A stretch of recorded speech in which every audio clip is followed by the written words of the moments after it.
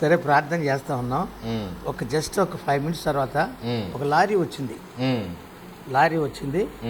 మా కారు ఎదురుగా ఆపాడు. ఆపి లైట్లు ఆపకుండా దిగి కారులోకి వెళ్ళిపోయాడు. డ్రైవర్ బానెట్ ఎత్తి బాగు చేయడం ప్రారంభించాడు. అగ్గిపెట్టలేదు కదా మా దగ్గర.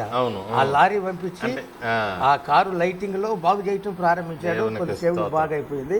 అప్పుడు నేను అనుకున్నాను, ఎంత మంచి దేవుడు అయ్యా యేసయ్యా, చింతలన్నీ తీరేనయ్యా నిన్ను చూడని. అప్పుడు ఆ పాట రాశానండి. బాగుంటుంది ఆ పాట, చాలా మీ నోటి నుంచి వినాలని ఆశ. అలాగే ఎంత మంచి దేవుడవయ్యా యేసయ్యా,